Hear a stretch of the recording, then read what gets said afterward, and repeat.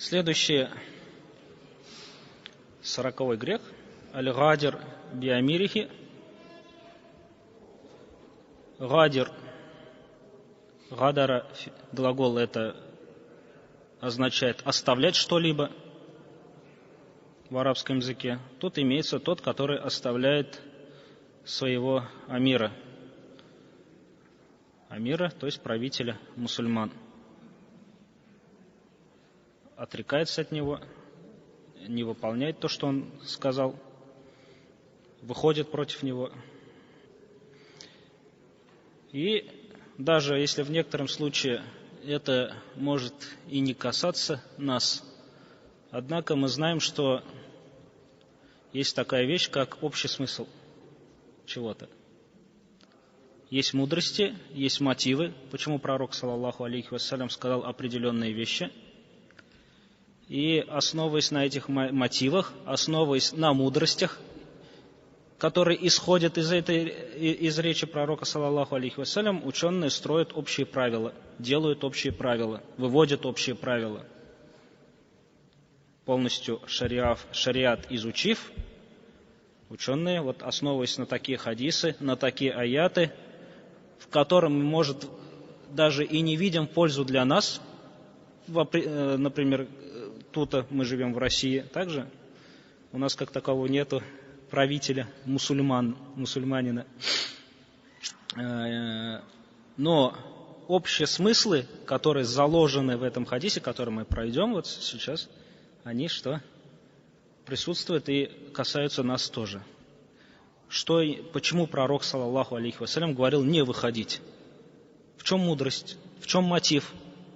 Об этом должен человек иногда задумываться. Не только должен думать и смотреть явный смысл, но также должен знать, что у всего есть что? Мотивы. Аллах субханаху ва тааля и имам Аль-Захаби поэтому привел аят Аллаха, слова Аллаха: «Ва ауфу биль ахд, инналь ахда кяна мас'уля». После того, как сказал, чтобы люди не притрагивались к имуществу сирот, он сказал: «Ва ауфу биль ахд», и выполняйте договор. То есть, возможно, отец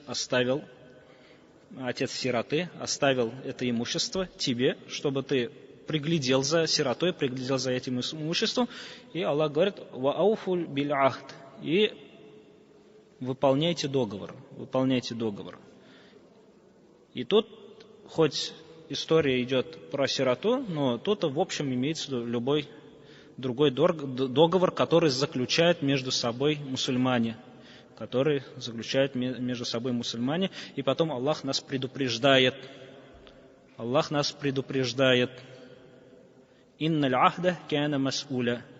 Поистине договор будет спрошен. Будет спрошен в этом мире людьми, и человек уронит свою честь, не выполнив договор. Также, не выполнив тот аманат, который взял на себя. А честь мусульман, свою честь также должен поддерживать. И также будет спрошен Аллахом в судный день. Поэтому это очень опасная вещь, это очень строгая вещь, за которой даже шахиды не будут прощаться. Мы знаем, что у шахидов прощаются грехи. Все грехи, кроме тех договоров, которые они не выполнили, которые пророк, саллаллаху алейхи вассалям, обозначил как долги.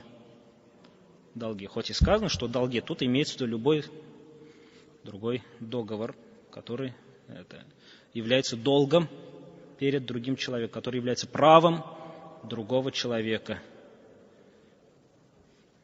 И он уже не сможет получать те наслаждения, те блага, которые уготованы ему.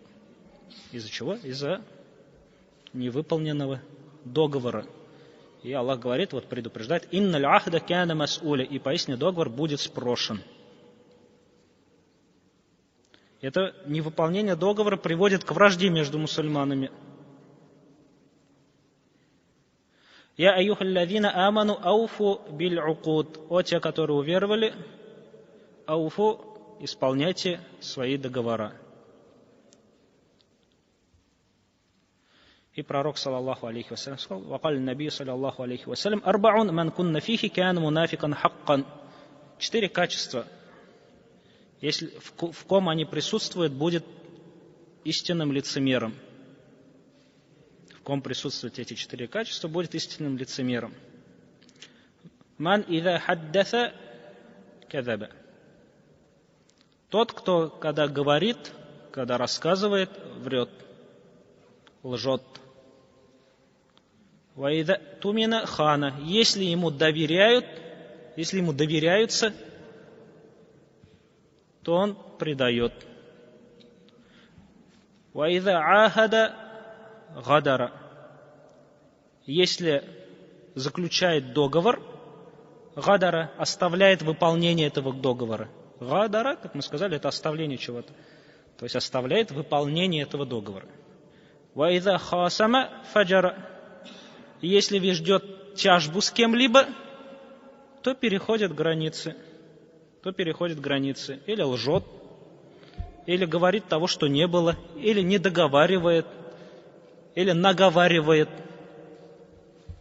И вот говорит, вот эти, что являются качествами лицемера, от которых мусульманин должен быть далек.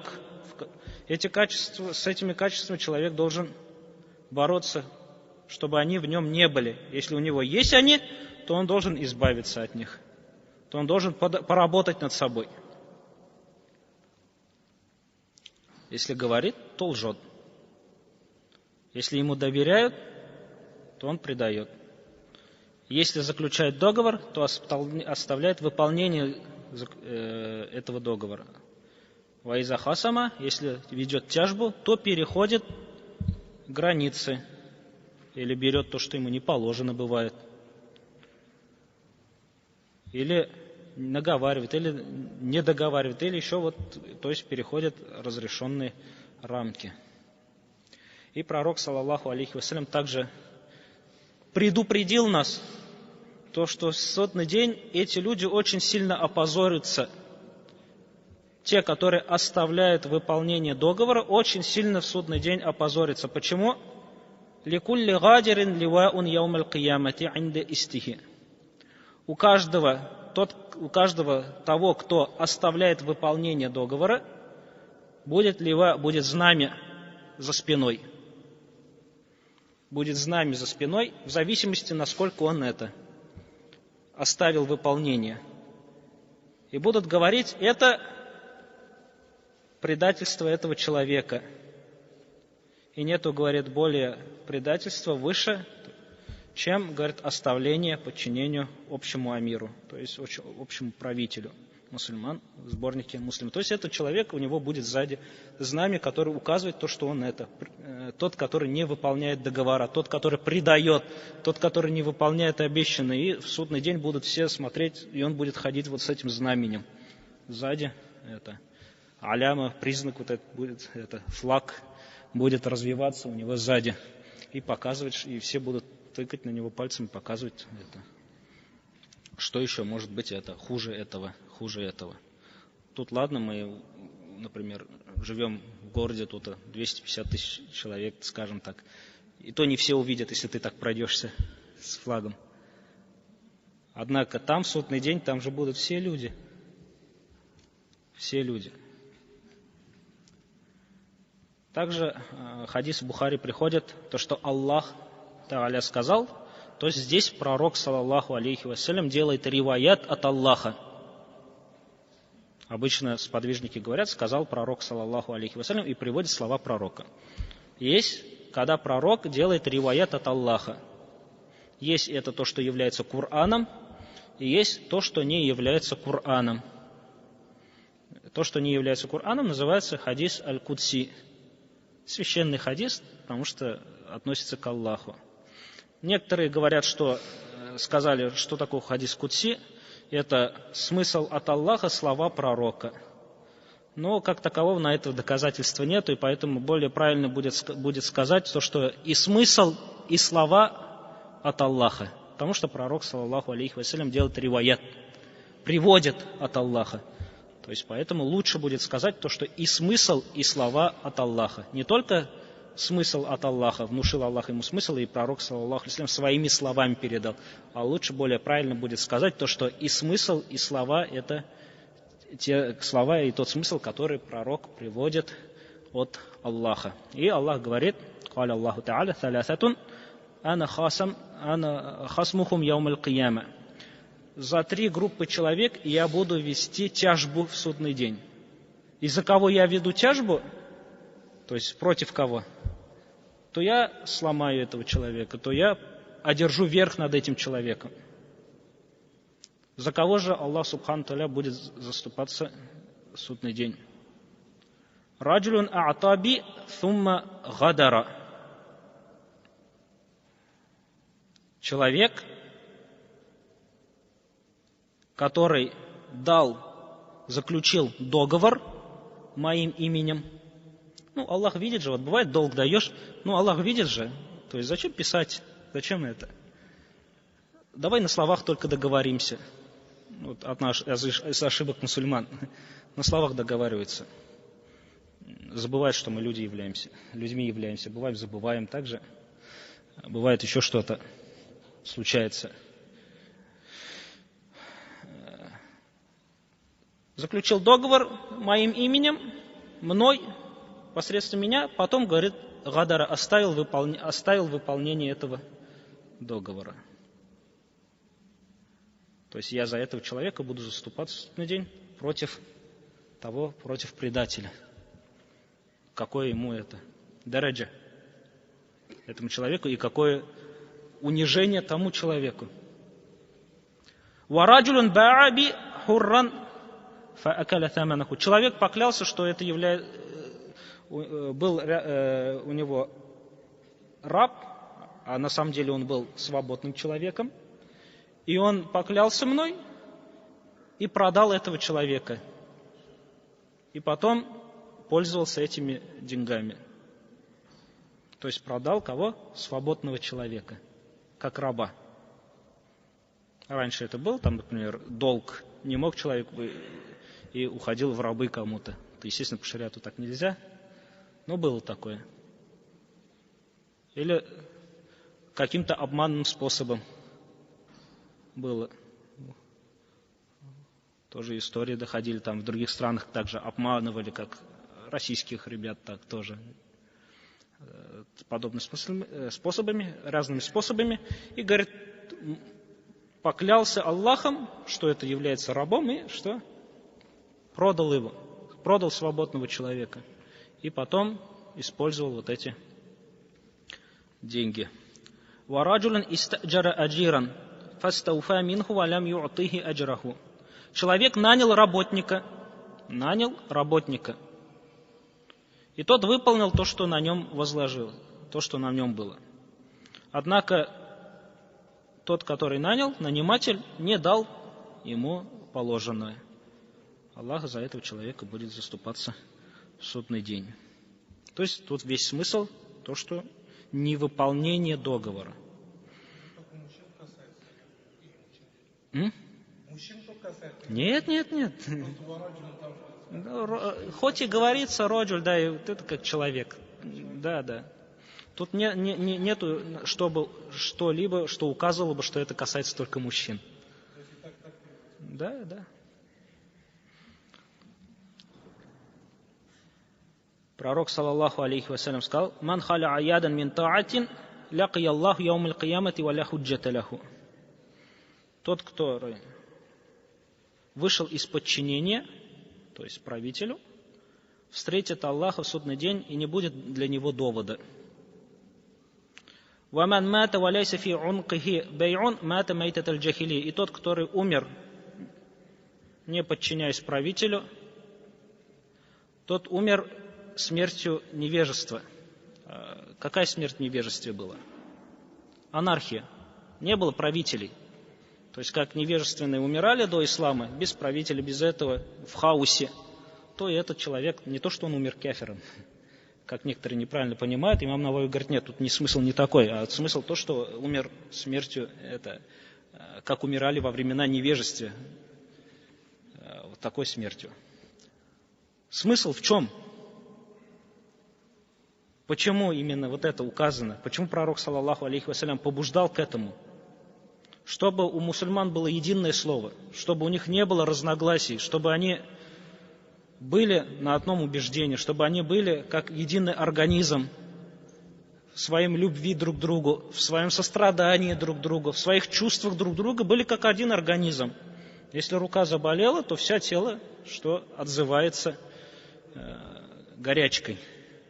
Что-либо заболело, если какая-то часть отзывается, переживает, показывает любовь, показывает сострадание. Вот, единство. Поэтому и амир. Смысл тут не то, что именно амир должен быть, еще что-то. Почему амир должен? Чтобы было единство. Чтобы было единство. Если нету, то единство можно и другими способами это достигать. Также помогая друг другу, не предавая друг друга, поддерживая друг друга. И об этом также писал имам Шафи'и. Его слова есть очень интересные, в котором он, объясняя эти слова, вот такие подобные этому хадисы писал, говорил: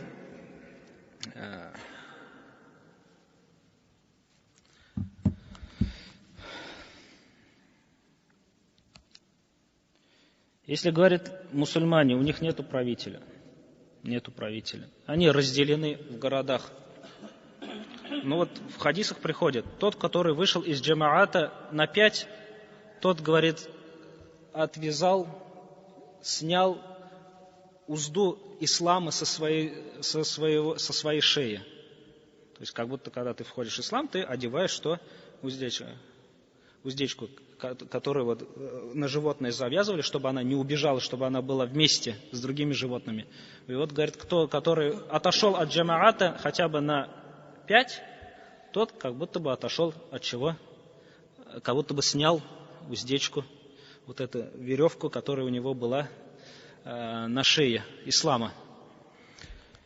Что это означает? От какого джамаата? Что означает тут джамаат? Тут, говорит, не какая-то группировка. Вот у нас имя такое есть, кто этим именем не называется, тот не из нас. А тут имеется в виду мусульмане, то убеждение, на котором они находятся, как харам, халяль, то, что вот это их единство. Если, говорят, вот мусульмане, говорят, разделены в городах, нет у них общего, где бы они были бы вместе, и, говорит, не было бы у них общего правителя, то, говорит, никто не сможет обязать их, чтобы они были вместе именно телами. Мы не можем сказать, что они обязаны быть вместе телами, когда они разделены. И, говорит, бывает, что тела вместе находятся, но при этом у них нету джамаата. Бывает, вот мы телами тут все вместе вот в мечети, но джамаата у нас нету. Единства нету. Поэтому смысл, говорит, вот этого джамаата, это, говорит, не смысл того, что они должны быть находиться телами в одном месте, а тут имеется, что они должны быть в своей любви друг к другу, в своей сострадании друг к другу, со своей помощью друг другу, должны быть как единый организм. В своих убеждениях, в халяле, в хараме. Так как, говорит, смысл того, чтобы они были вот под одним амиром, одним этим вместе телами, нету смысла в этом. Смысл заключается в том, чтобы вот именно было единство, поэтому амир. Амир как символ единства. Символ единства. Потому что, говорит, собираться телами нету, говорит, у него смысла, имам Шафи'и говорит в своей книге Рисаля. Поэтому, говорит, джамаат это когда, говорит, халяль, харам, подчинение, единство, единое слово, помощь друг другу, сострадание друг другу, понимание друг другу, непредавание друг друга и так далее. Поэтому пророк, саллаллаху алейхи ва саллям, также указал: «Ман ата'ани факад ата'а Аллах». Тот, кто подчинился мне, тот подчинился Аллаху. «Ваман асани факад аса Аллах». Кто ослушался меня, тот ослушался Аллаха. «Ваман юти'аль амира факад ата'ани». А тот, который подчинился амиру, тот подчинился мне. Потому что пророк, саллаллаху алейхи вассалям, приказал. Смысл в чем заключается? Потому что пророк приказал, значит, он выполняет чей приказ? Приказ пророка также. А пророк сказал так, потому что ему сказал так Аллах. «Ваман ясиль амира факад асани». А тот, который ослушается амира, тот ослушается меня. Пророк, саллаллаху алейхи вассалям, сказал: «Ман ахабба ан юзахзиха анин нари ва юдхилил джанна». Тот, который хочет отдалиться от огня и войти в рай, пускай, говорит, когда смерть к нему придет, он верует в Аллаха и в последний день. То есть с таким убеждением умирает.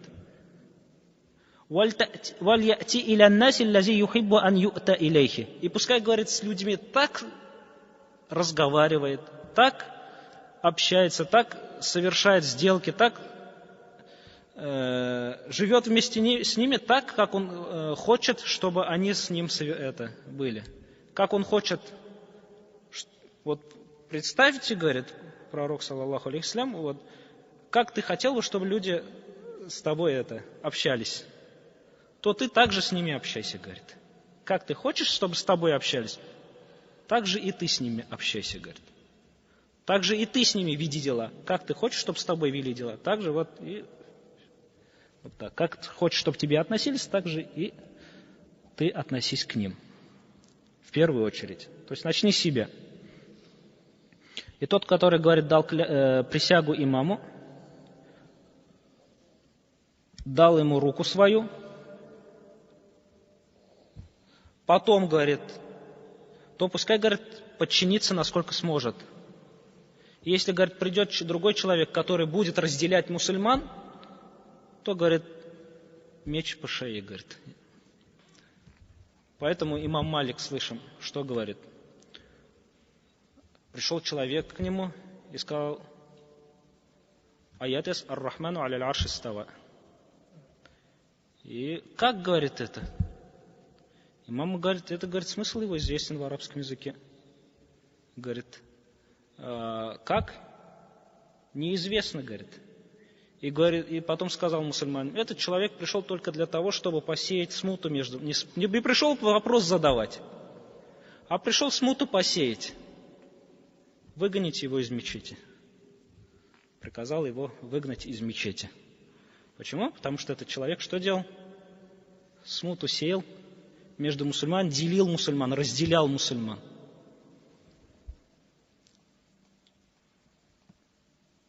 И тогда власть была у имамов хорошая. И к ним правители прислушивались.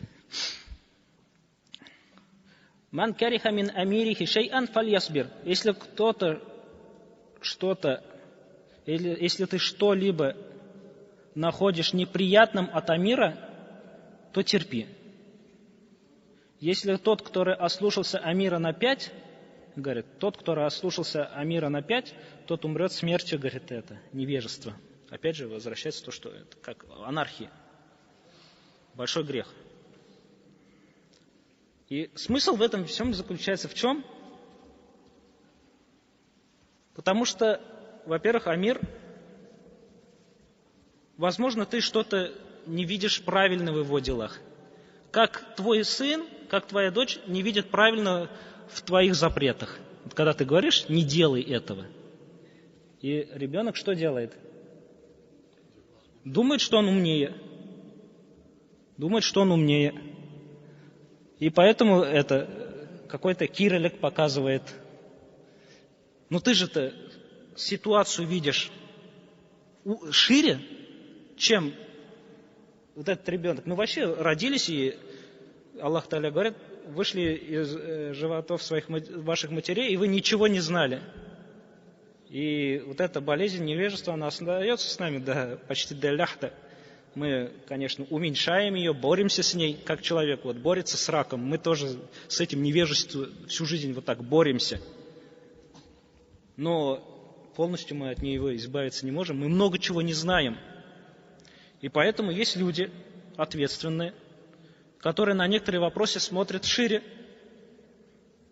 и понимают, почему вот так надо, а вот так нельзя. Почему так получится, а вот так не получится? Поэтому даже бывали сподвижники подходили и говорили: о пророк, саллаллаху алейхи вассалям, почему ты в битве вот это место выбрал? Это Аллах так приказал? Или это твое видение это? Хотел узнать. И пророк, саллаллаху алейхи вассалям, говорил: это мое видение. И он потом говорил: может, вот так сделаем? Потому что он более лучше понимал в тактике. И пророк, саллаллаху алейхи вассалям, прислушивался к нему. То есть, видите, с адабом подходил. Потому что понимал, что пророк, он разбирается лучше, видит шире. И он просто свое мнение говорил. И пророк, саллаллаху алейхи вассалям, принят, не принят, это уже зависит от него. И поэтому то же самое. Тут Амир. Он с этими общается, он с этими общается, с теми общается, еще с кем-то общается. Видение его этого вопроса, да, у него могут быть ошибки. Но пророк, саллаллаху алейхи вассалям, говорил: если видите ошибку, скажите ему. Может, он тебе сможет объяснить, почему именно он так сделал, а не по-другому. А не сразу против него что делать? Разделять мусульман и выводить мусульман против него. Это также и к нам относится. Иногда люди, которые отвечают за какие-то дела мусульман, могут быть некоторые вещи лучше понимают, или шире видят это, лучше разбираются. Но не значит это, что, конечно, что они все идеально и правильно сделают. Но пророк, саллаллаху алейхи вассалям, сказал: «Ман кариха мин амирихи шайн», хоть это и является хадис про общего амира, но смысл, как я сказал, можно выводить, пользы и для нас какие-то. Потому что причина, почему он так сказал. Причина нужна же. Почему он так сказал? Не просто же так говорит: подчинитесь амиру и все, и нету для этого никакой причины, потому что я приказал. По идее, мусульман так и должен принимать. Но есть мудрости, из которых ученые выводят вот эти общие правила. Иногда человек приходит и говорит: какое доказательство на это? Ты приводишь ему хадис или аят, и он не понимает. Потому что этот хадис и аят не является прямым доказательством. А есть еще таких тысячи хадисов или аятов, и из этих хадисов они собрали и вот общий смысл вывели. Общий смысл вывели. Что в исламе это является правилом. Потому что вот в этой ситуации так решил пророк, в той ситуации так решил пророк, в этой ситуации так Аллах сказал. И вот это общее правило вышло. Например, Аллах Тааля сказал: «Вама кяна Аллаху ли юди'а иманакум», когда мусульмане поменяли киблу из Иерусалима в Мекку, иудеи начали говорить: все, молитвы ваши пропали. Молитвы ваши пропали. А? Да, вы без ничего остались. И Аллах говорит: «Ма кяна Аллаху ли юди'а иманакум», Аллах не потерял ваши иманы, то есть ваши намазы. Сохранил. Почему? Потому что тогда, когда они это совершали, они совершали так, как им сказал Аллах. Или по-другому перефразируем сейчас и скажем так, как на том мнении, на котором они пришли. На том иджтихаде, к которому они пришли. И после того, как далиль изменился, или перефразируем, когда пришло другое доказательство, другое понимание, они начали по-другому поклоняться. И они начали, это тоже является, что подчинение Аллаху, потому что основываясь на чего? На доказательстве. Вот они до этого поклонялись так, как Аллах им приказал, как у них знание дошло и по иджтихаду, и когда вот другой далиль, пришел другое доказательство. И это что значит? Вот как грубый пример такой. Например, вот в ханафитском мазхабе, если половой орган человек трогает, у него тахарат не портится. В ханбалитском портится. И, например, человек ханафитского мазхаба придерживается, тахарат брал, трогал и считал, что не портится. Потому что доказательства есть, да? Иджтихад есть. Гайбада делал, и потом вдруг пришел к такому мнению, например, что это портится. Вот доказали ему. Или он нашел все-таки это, пришел к тому, что это основывается на каких-то доказательств. Я сейчас не хочу какой-то вывести, что правильно, что неправильно, я просто пример говорю. И что у него тахараты, которые до этого, правильные или неправильные? Правильные. И поэтому ученые выводят правила. Аль-иджтихаду ля юнкад биль-иджтихад. Один иджтихад не отменяет другого иджтихада. Все, что ты делал до этого, этим иджтихадом все у тебя правильное. И, например, есть такая вещь хуля. Когда жена говорит, я тебе махр даю, а ты мне талак. То есть разводишь меня. Большинство ученых считает, что это талак. То есть у тебя 3 талака, и это уже 1 талак, что ушел. Некоторые ученые считают, что это расторжение брака.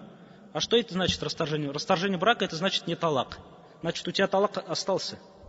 И, например, человек 3 раза так сделал, расторг брак, опять женился, расторг брак, опять женился, расторг брак. Большинство ученых все у него что? Нету. Например, ему судья попался вот из тех, которые считают, что это расторжение брака, а не талак. И сказал, можешь жениться 4-й раз. У тебя все 3 талака есть. И он женился. И потом, например, опять что сделал? Уже своими словами развелся. И приходит к другому судье. И говорит, вот мне тот судья так решил, что это... И тот судья не оспаривает решение того судьи. И говорит, у тебя сейчас 2 талака осталось. Хотя считает, что... Потому что если такого не было бы, то каждый судья отменял бы в легкостью решение другого судьи. И все это откуда вышло? И Аллах не потеряет ваши намазы. И вот из этой истории ученые вывели правила. И нашли еще таких несколько историй. Вот. И поэтому тут тоже надо смотреть вот так. Некоторые говорят, эти хадисы только касаются амира, который мы мусульмане. Да, это хадисы насчет этого, когда есть государство, есть правитель, да, но есть же еще смыслы, к которому они призывают. Почему это? Потому что ослушание в этом случае приведет к войне, к вражде, к анархии, когда люди будут друг друга убивать, когда люди будут друг друга грабить, основываясь на разных... то, что в Египте произошло, например, также. И это то, к чему ислам призывает или не призывает к исламу к этому. Ислам не призывает к этому. Также вот эти смыслы надо смотреть. Хоть иногда хадисы не касаются нас напрямую, но они касаются нас косвенно. Нас касаются косвенно. «Ваман хамаля алейна силяха фаляйса минна», и тот, который поднял на нас оружие, тот не из нас, сказал пророк, саллаллаху алейхи ва саллям, приводит Бухари к главе фитны, главе смуты. То есть тот, который вышел войной против нас. Это является также очень большим грехом. Я хотел в этом сегодня взять еще также предсказание, подтверждение предсказателей, экстрасенсов, но время уже вышло, так что субханак Аллахумма бихамдик, ашхаду ан ля иляха илля анта, астагфирука ва атубу иляйк. На следующем уроке, иншаллах, возьмем 76. Он так не называется, просто, значит, кабаир, большие грехи. Расторжение от талака чем отличается?